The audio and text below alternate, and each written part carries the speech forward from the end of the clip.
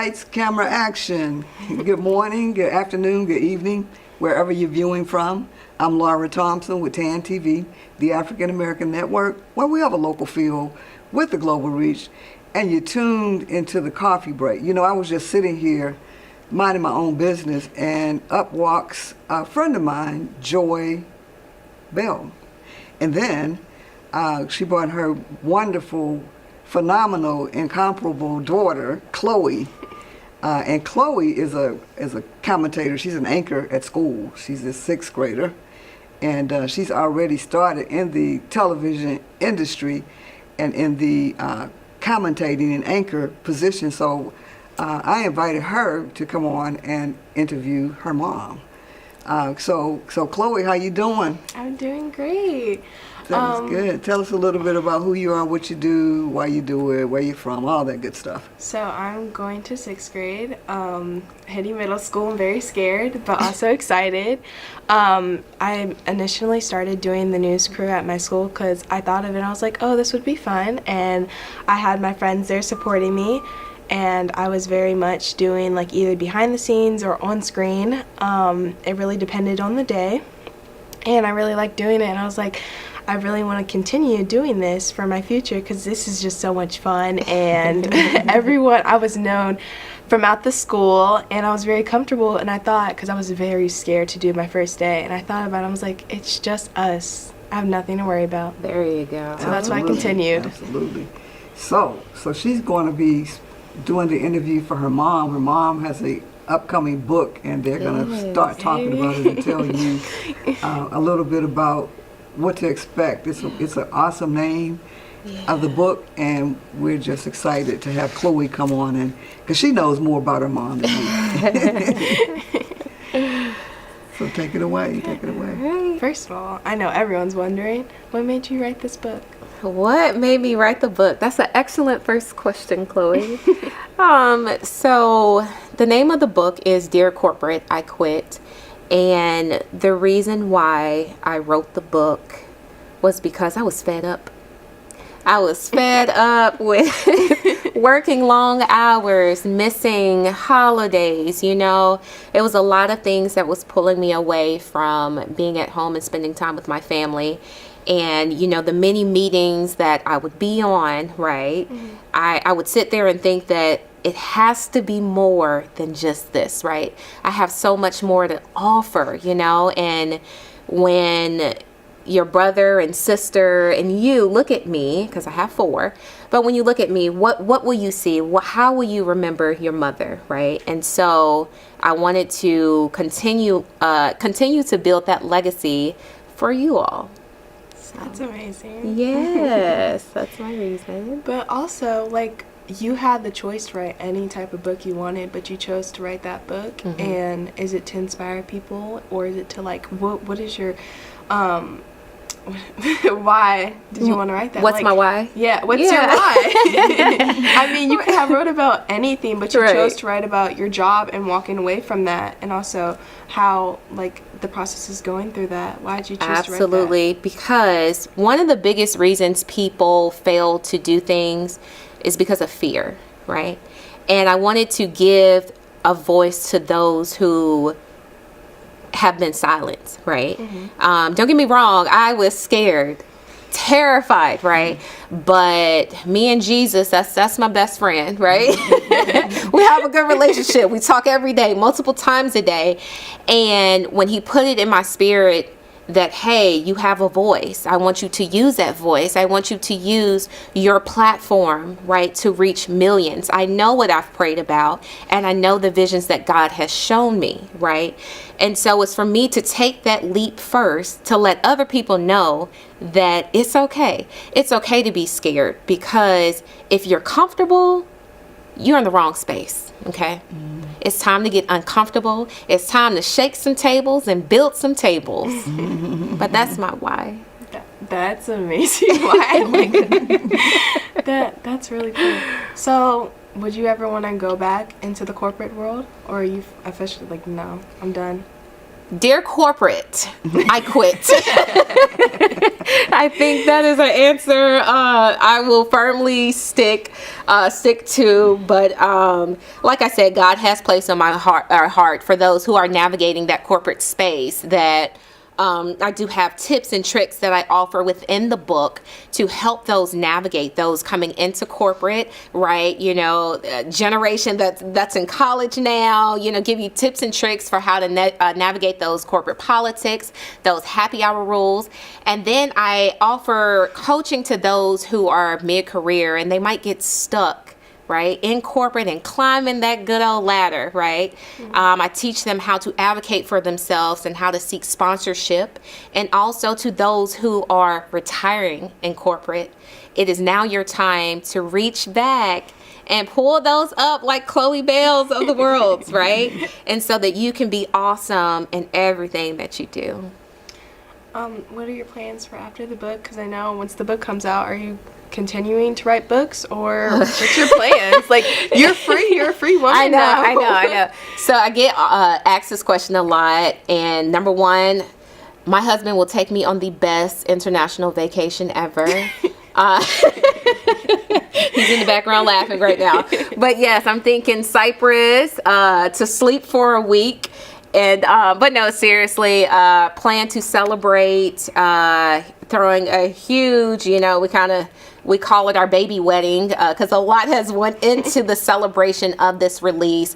But afterwards, my goal is just to reach people, right? And continually doing what God has for me to do. You let him lead and you follow back. Yes, I love that. Yes. Well, those are all the questions I have for you. Aw, thank you, Chloe. You did amazing. Thank you. So did you, girl. So thank you, Chloe. This was her orientation or her test run as an anchor and a interviewer, and so she did an awesome job. Thank you. And so we appreciate it. So Mom. Yes. So you talked about a lot of things. You talked about your book, Dear Corporate, bye-bye. Adios. But you also talked about coaching and training and all of those things. So how does that fit into the mix of the book that you've written? Yeah, so for one, that's what I used to do in the corporate space. Okay. I used to be a university recruiter, so I would go out to various college campuses around the U.S., and I would find that people had questions, right? These students had questions, and even the professors had questions, right? And I'm like, you don't know the answer to that? You don't know how to interview? Resume building? Okay, you don't know what a sponsor is, right? And so when I seen that outside of my job is to, to recruit them into corporate, it was the passion that I had, the fire that burned inside me to give back, right? And so I think, the more I prayed about it, how can I impact, right? God said, hey, you're going to write a book.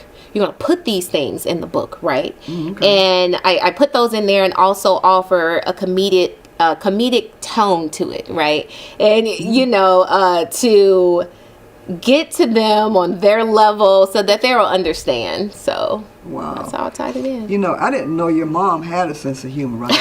So yes. So we're sitting together at an event, right? And so she came in poised and sit down, and she didn't really say anything. And I kind of broke the ice a little bit, but she still was a little reserved.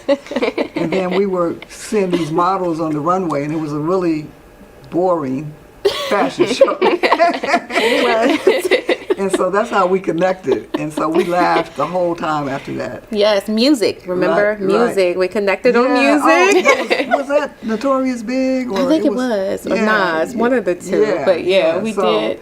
So when we heard the music, we said, that's what we need. Right. That music, because that walking is kind of, they're not ripping the runway at all.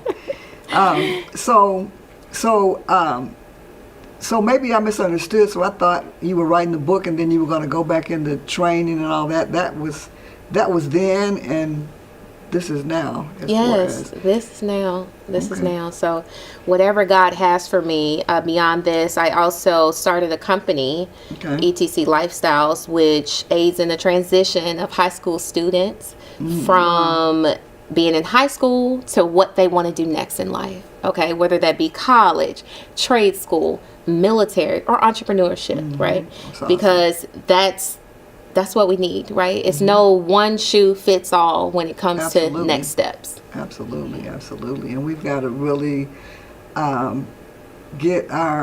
have to do it ourselves You're right. because Right. nobody's going to do it for us.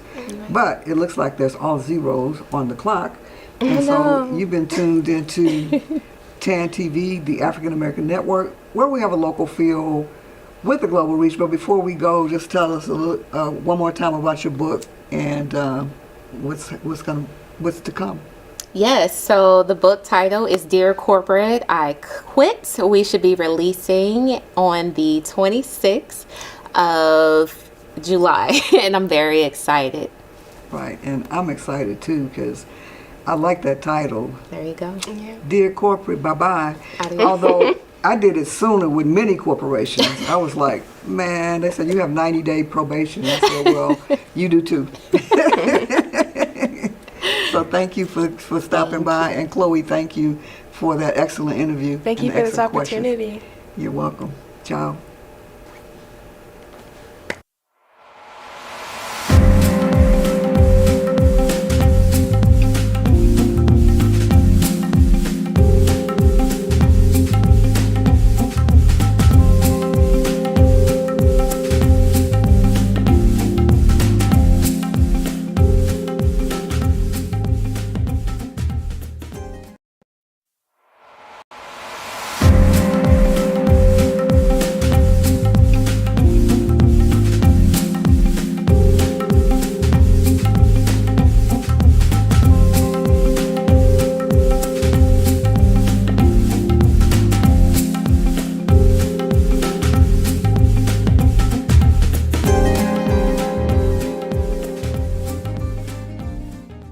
Six, five, four, three, two. Light, camera, action. Good morning, good afternoon, good evening, wherever you're viewing from. I'm Laura Thompson with TAN TV, the African American Network, where we have a local feel with a global reach, and you're tuned into the coffee break. And I was just sitting here minding my own business, and I think I drank up all the coffee though, but a friend of mine walked in, Frederick BeeBee, and asked me if he could join me for some coffee, and I said, you can join me for the coffee break, but I think I'm out of coffee. But so he agreed anyway. So how you doing? I'm doing good. You know, maybe I had enough coffee today as it is. I definitely appreciate you offering to supply some coffee. No, I'm doing right. fairly good today. You know, That's good. Well, so before we get started with the interview, so can you tell me like who you are, what you do, why you do it, and all of those good things? yes, my name is Frederick BeeBee. I am a member of Omega Psi Phi Fraternity Incorporated. I am the president of the Psi Alpha Scholarship Foundation. We give out scholarships to the local kids here, trying to make sure that everyone can get educated. This is something that is dear to most of all the brothers in Omega Psi Phi, and work in the community. So that's basically. Okay. So other than with the scholarship fund, you're an Omega man. Yes, ma'am. Omega Man first, and then you're the president of the Psi Alpha Scholarship Foundation. So, how long has that been in existence, and how long have you been involved in it? Okay, the Scholarship Foundation for Omega Psi Phi has been around for years. First, Omega Psi Phi has been around since 1911. The Psi Alpha Scholarship has over 40-some years. Okay. And I'm sorry, 80, it'll be 85 years this year in San Antonio. We have been giving away scholarships about the last 32 years. Okay. The Scholarship Foundation, we're the ones that go out, generate money so that we can turn around and give it to the kids. We do a lot of mentoring in the neighborhoods, the community. There's a lot of things that we do to show that being in a part of fraternity, it's not just party. It's about manhood, scholarship, perseverance, and uplift. And one of the biggest things we like to do is come to the community and do that. So being a mentor at the local school, encouraging the kids to go to school. Now, a lot of kids say, well, I don't have money to go. Well, we got to start somewhere. So we try to provide a small base to get them started into school. Wow. So y'all have, you all do some phenomenal work in the community. Just by talking to y'all, I've learned a lot more about what your fraternity does in San Antonio. And so you have the scholarship fund. I understand that you gave away a bunch of money this past year to give to, I think, 31 students. Yes, 31 students. We gave a large chunk of money. We gave out $80,000, and then you say, well, $80,000. Where do you get that from? So there's a couple of events that we do in San Antonio that help generate the scholarship fund. So one of the first things is the fiesta. We take part in the fiesta, and what we do is we have a masquerade ball where folks can come and attend, and that money or proceeds go towards scholarship. And then we have one of the big events during fiesta, which is a 2-day, which is the flamboyant and the battle of the flower. Okay. There we sell chairs. We have approximately 800 chairs that we sell. Those proceeds go for the scholarship. And then one of the big grand events that we have, which is coming up very shortly, which is going to be on the 23rd of August, is the White Martini Party. It's the all-white martini party, and we're asking folks to come out, support us. And as I said, the proceeds are given to the kids to go to school. Wow, that's phenomenal. And so with the white party, you really, they're really strict on that. You really got to wear white. Well, I wouldn't say strict. We just adhere to what we say when it comes to the White Martini Party. Because when we first got started with the white party, we had folks showing up in other colors than white. Right. We all take pride in the different sororities and fraternities that we belong to. But for this event, we're asking all white. And that means coming in with 96%, we'll say, all white. Now, we do have some folks that will show up and they won't have on white. So what we have is we have a T-shirt that we have that says the White Martini Party. And it has a little color on it. But if they buy that and put it over their outfit, we will let them in. That's the only colors that can come in that's on that T-shirt. But it allows them to take part of the event and have a great time. Wow, so what happens at that event? What happens at that event? Well, we got martinis going on. We have a lot of dancing and just folks just socializing, having a good time. We've had folks from throughout the whole world. We had a lot of military guys that were coming from Afghanistan over to it. It had gotten that world. We've had athletes to come through, quite a few. I mean, we had Gary Payton that came through quite a few times. Really? Yes. Wow. Is he a Q? No, he's not a Q, but he supports the event, and also there was a gentleman that knew him very well. We've had some other entertainers that were Qs. I don't want to put everyone's name out there. Gary was pretty good, and I don't think he minds because he's like giving back to the kids as well. Oh, okay. So who's the entertainment for this year? We have a DJ that was here last year, and I have to apologize to the DJ. I don't know his name, but he did a great job. We're looking at hopefully stepping it up with a big name DJ next year, but we have a DJ, so we got two rooms. We got a DJ in an old school room. Okay. As I continue to be Omega Man, I kind of ventured to the new school, but then I go over to the old school room because I'm not as young as I used to be, and I think the music over there for some of the older crowd is pretty good. I have a cousin that called it juke joint, but it's old school, and it allows us to get out and still have a good time. But we still mingle in the big room too. I mean, you walk in the biggest room we have, and it's a sea of all white. Wow. The room is very well decorated. We have the VIP, which have tables that have flowers on top of it. We have balloons everywhere. I mean, it's nice. There's a lot of folks that you may not have seen that you will see. And for them to say that it's a small gathering, this gathering is culturally, I say, a good mixture, because it's not just African Americans. We have the Hispanics, the Caucasians. We send everybody, because in our fraternity, it's not just a black fraternity. It's black, but we have Caucasians, we have Hispanics, and we have even Russians. We even have Chinese. So that allows us to have a good mixture. Yeah. Yes. Yeah. Okay.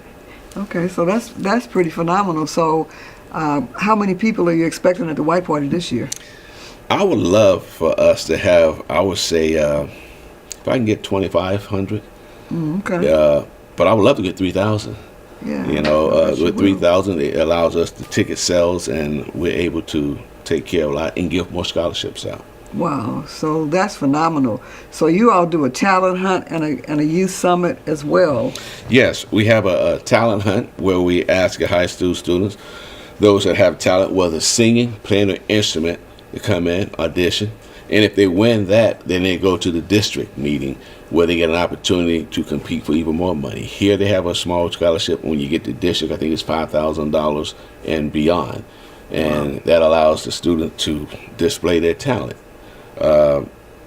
After that, we have a scholarship luncheon where we honor all the students that were awarded the scholarships. Throughout that, we also have a golf tournament that we have that I did not mention. And that golf tournament also helps to raise money that goes towards scholarships. I mean, So we're trying y'all to are hit busy everything. out there in the community. Yes, we are definitely busy in the community, trying to show everybody what we can do and how fun it is. Wow. So the program that I'm most proud of that you all do is you train up young men. So tell us a little bit about that. All right, so the mentoring and the leadership, you got also the leadership. So we have it so that the kids come over to a facility where we mentor them, show them how to tie ties, how to sit down at the table, how to eat, show them how to utilize silverware. And the best thing I like to tell them is, when I go someplace, I can forget. So when I sit down at a plate, I say the first thing I do is take my hand, I make D. D mean that's my drink. So that means everything from here was there. And then as we show them how to use silverware, start from the outside, you work yourself in, and then being proper, sitting up there, not talking with your mouth full of food. When you stir your tea, you don't take your time and you just stir it. A lot of us are military where we've had this training. In ROTC, we had a formal where when you messed up, it was when you messed up, it was made fun of, but it taught you to be aware of things that you do when you're out in public. Wow. And so one last thing before we go, you all offer free haircuts for young men and some young ladies too for back to school. Tell us a little bit about that. Yes, so back to school cut that we have, and it's normally on the east side at the Barber College over there. And we ask kids, when you go to school, you want to look your best. We try to prevent kids from teasing one another because, hey, I was able to get a haircut, you weren't. So it's a program where they can come over, get the haircut they want, get them looking nice for school. Because if you look nice, you're going to perform nice. When you got folks that take stock in you, you're going to take stock back and let them know I'm proud of it, so I'm going to go there and do the best I can so you can brag about me. And it has made a difference in a lot of kids. We don't care what your race is. You need a haircut, come over there, you wait in line to get the cut and tell them what you want. Wow. So do you happen to have that date? I don't have the date yet, Okay. but it's zero cost when you Okay. come over to get a haircut. We take care of it. All right. So be on the lookout for that because that's very important. Yes. And it's nothing better than to have a young man or young lady to say they're so fresh and so clean. They got a fresh haircut and they're ready for school. Okay, and one other thing we have coming up is Stuff the Bus, where we go out and we're at the local HEB where we ask folks to contribute school goods for the kids coming up. So we contribute to that, what's called Stuff the Bus. You'll see us out either at Alamo Ranch or we'll be at the HEB on, oh my God, off of 7-8, I think it is. Oh, okay. Wow. So they take a holistic approach to serving the community. They do just about everything that you can think of that's positive in the community, and to raise money to ensure that our kids go to college and become productive citizens. So thank you so much for stopping by and having coffee with me for a few minutes. She tuned into the coffee break on TAN TV, the African American Network, where we have a local feel with a global reach. And we've been here with the phenomenal and incomparable president of the Psi Alpha Scholarship Foundation, Mr. Frederick BeeBee. Thank you for joining us. Thank you for having me. All righty. All right.